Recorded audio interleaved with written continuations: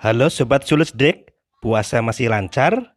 Semoga semua dalam kondisi yang baik dan tidak kurang suatu apapun ya. Kali ini saya akan mengulas alur film berlatar Perang Dunia Kedua di negara Italia.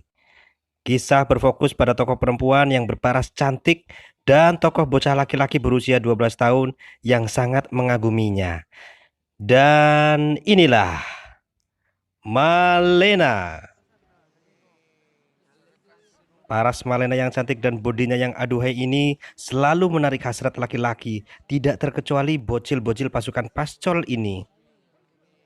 Hampir tiap hari bocah bernama Renato ini menguntit Malena untuk sekedar menikmati keindahan tubuh Malena yang bikin celana makin sempit.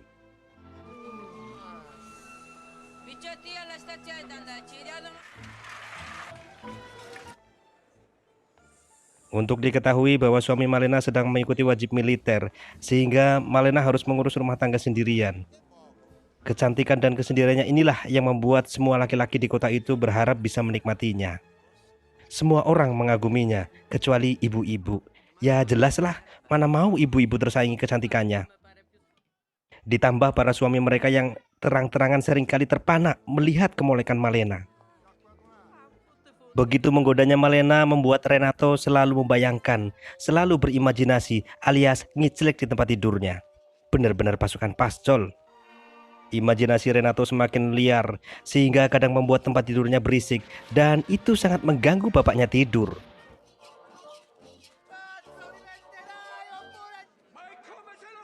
Singkat cerita, terdengar kabar bahwa suami Malena gugur di medan perang.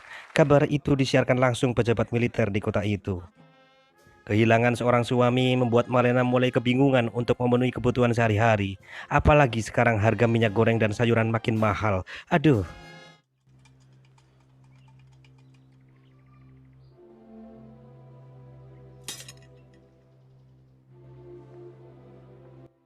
Maka sejak saat itu, Malena mulai membuka diri alias open BO untuk melayani siapapun yang mau ngasih dia duit, yang mau ngasih dia makan. Duh, ngenes temen yuk.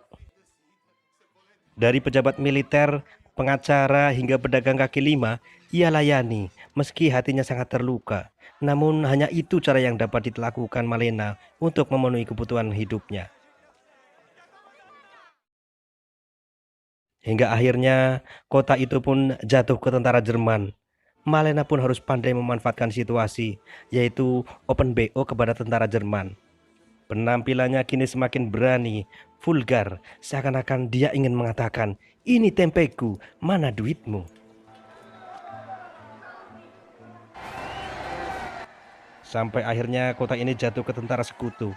Situasi ini justru tidak menguntungkan Malena, karena para emak-emak yang sudah lama gregetan mulai memuncak dan menyeret Malena ke jalan. Emak-emak ini menyiksa, memukul, menjambak Malena hingga terluka parah. Renato yang merasa kasihan pun tidak bisa berbuat apa-apa, apalagi dirinya masih bocah ingusan. Mana berani membela Malena yang sedang digebuki massa alias emak-emak. Malena pun memutuskan minggat ke kota lain demi menghindari hal-hal yang lebih mengerikan. Renato hanya kebingungan melihat idolanya pergi naik kereta. Seakan-akan Renato berkata, "Aduh, sabun di rumah masih banyak lagi." Selang beberapa waktu, suami Malena ternyata masih hidup dan pulang ke kota ini. Bermaksud menemui sang istri di rumah, ternyata rumahnya kini menjadi milik orang lain. Dan istrinya pun tak ada yang mengetahui keberadaannya, kecuali si bocil Renato. Karena merasa kasihan, Renato pun memberitahu keberadaan Malena melalui secarik surat. Perdonatemi se non ho il coraggio di farvi sapere che sono l'unico a conoscere la verità su vostra moglie. Dovrei firmarmi un amico. Dan akhirnya Malena pun diboyong kembali ke kota dengan langkah percaya diri untuk menyongsong masa depan yang lebih baik. Dan kini si Renato pun sudah punya pacar, jadi tidak perlu lagi ngintip Malena untuk sekadar berimajinasi menghabiskan sabun. Ending yang sangat menyabunkan. Pesan dari film ini adalah perang selalu membawa dampak yang negatif dan korbannya selalu perempuan dan anak-anak. Dan pesan moral untuk orang tua, agar selalu mengawasi anak-anaknya, apalagi usia remaja yang rentan berhalusinasi, berpotensi anarkis, dan cenderung penasaran dengan hal-hal yang berbau pornografi. Sekian, salam Su Lesdek.